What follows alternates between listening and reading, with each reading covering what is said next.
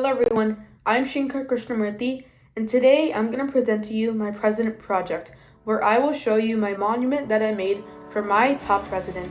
Let's get started. There are great presidents in US history, ranging from Abraham Lincoln to Barack Obama. But if you had asked me which was the most important, I bet my answer would shock you. I would choose the early presidents: George Washington, John Adams, Thomas Jefferson, James Madison, and James Monroe. The top three would be Jefferson, Washington, and Madison. The reason is that these presidents accomplished many feats that other presidents just couldn't do. They fought the American Revolution to bring freedom to their people and wrote the Declaration of Independence, the letter to Great Britain that assured independence to the USA. Now, if you want to learn more about these superb accomplishments made by these early presidents, then continue watching, because I bet you won't regret it. The third president on my list, and coincidentally the third president of the United States, is James Madison.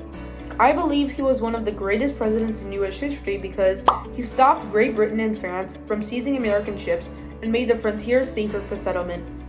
Number 2, he drafted the influential Virginia Plan, which helped shape how the United States government works.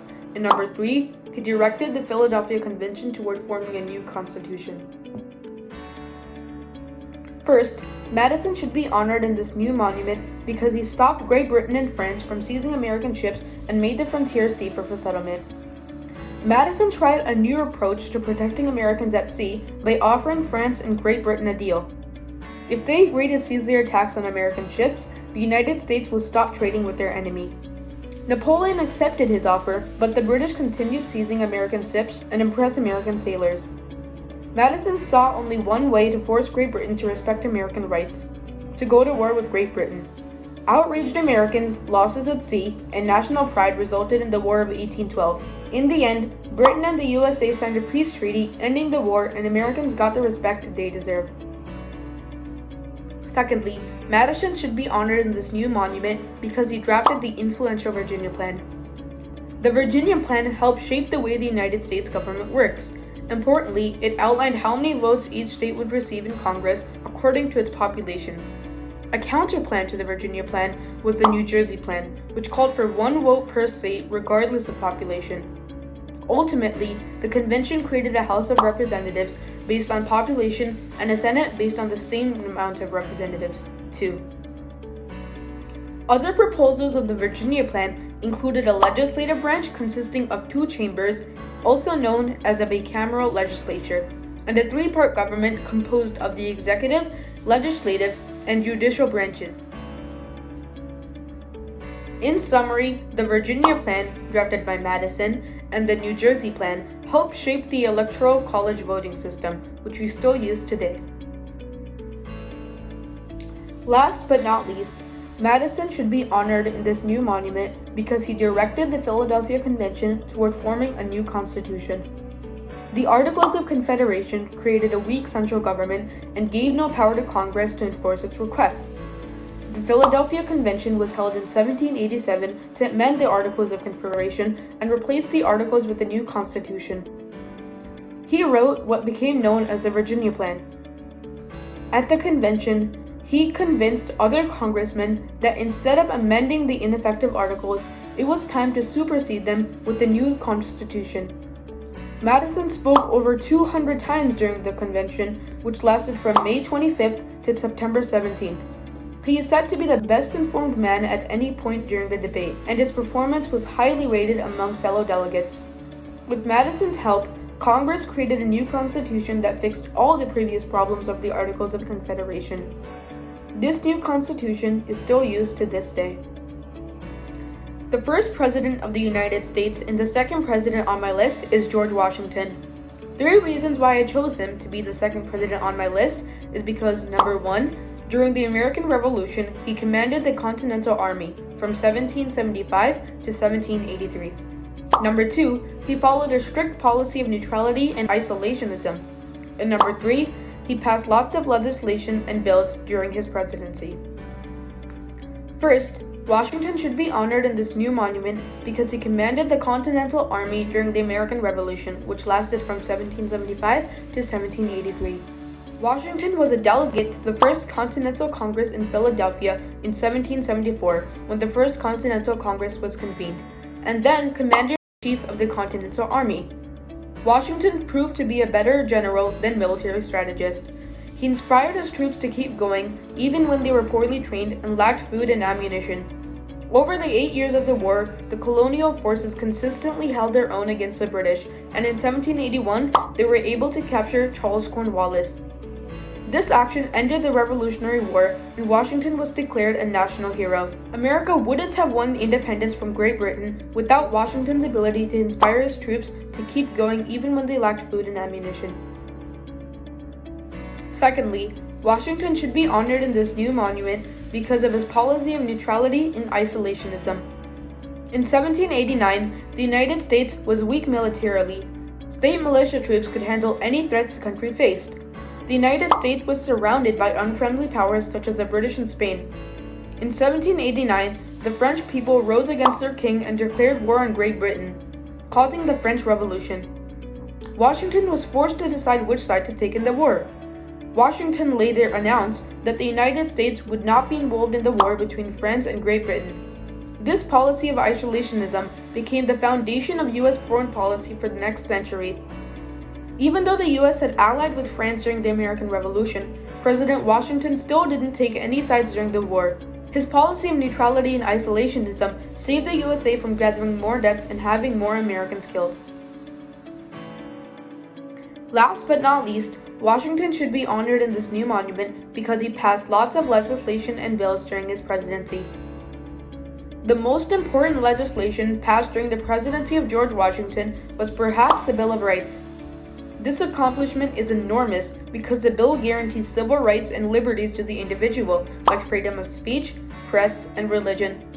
It sets rules for due process of law and reserves all powers not delegated to the federal government to the people or the states.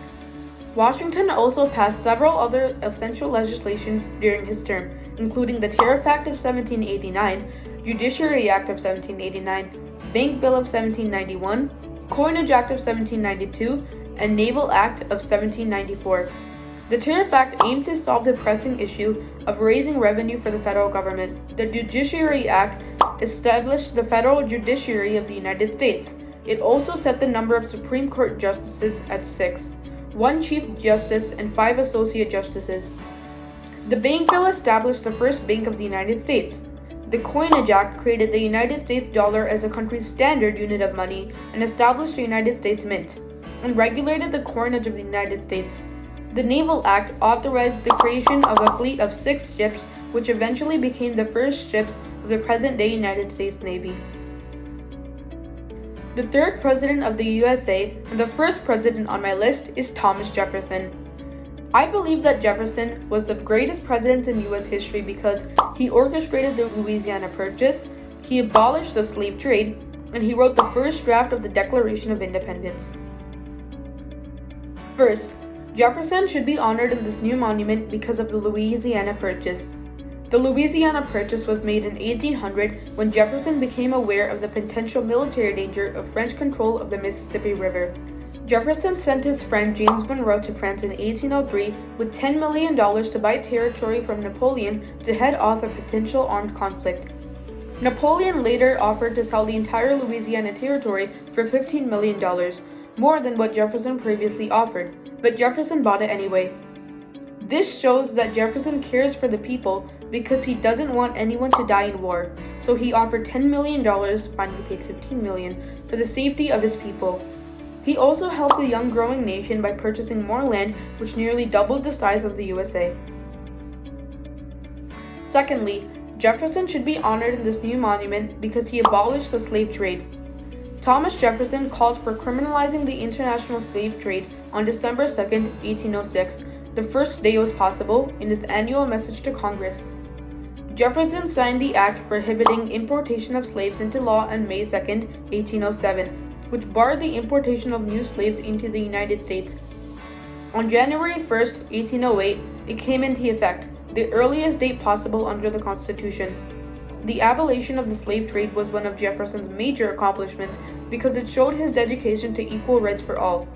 Not valuing someone differently based on their race or skin color was very rare in those olden days, but Jefferson helped push for it to be a normal, what we're used to today.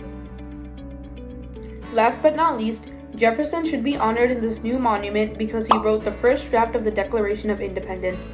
Over the next 17 days, he wrote one of the most beautiful and powerful testaments to liberty and equality in world history. Jefferson drafted the Declaration of Independence, a document that stated natural rights of all human beings and then absolved the American colonies of allegiance to the British Crown. This was a huge deal because Americans no longer wanted to be under British rule. Jefferson had to write a compelling document specifying why the British should release America from its rule.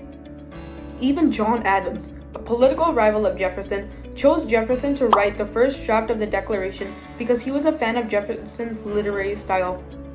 Without Jefferson, the rest of the five-man committee, including John Adams, Benjamin Franklin, Roger Sherman, and Robert Livingston, would have struggled in writing an extraordinary Declaration of Independence.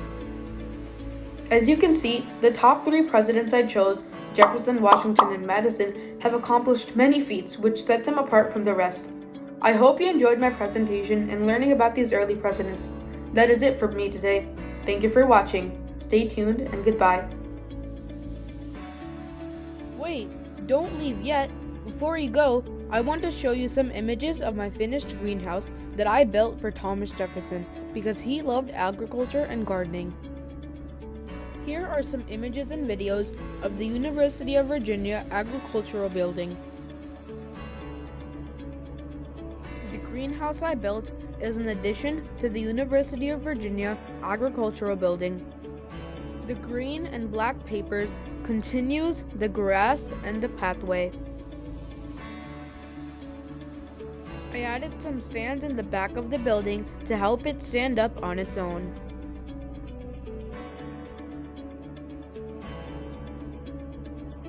Here is a top-down view of the University of Virginia Agricultural Building.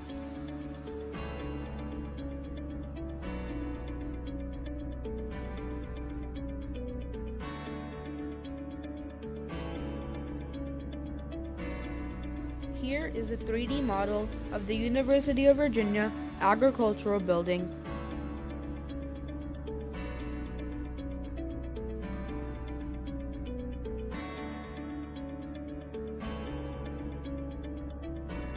Now, here are some photos and videos of the greenhouse.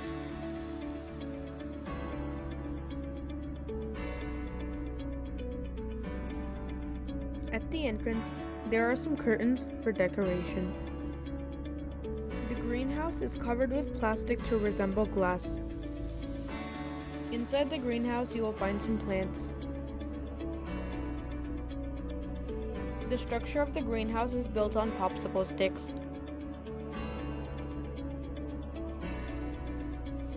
At the back, you will find some very beautiful lemongrass. Here are some images of the view you will find at the entrance of the greenhouse.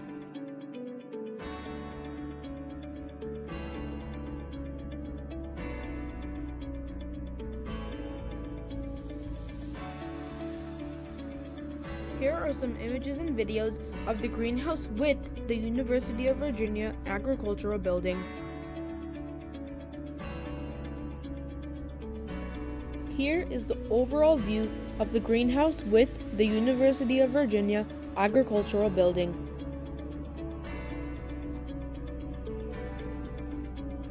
Here is the top-down view of the greenhouse with the University of Virginia Agricultural Building.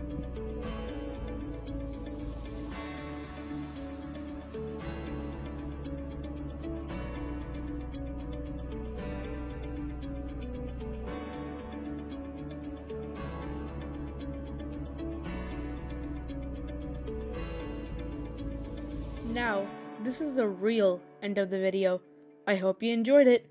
Goodbye!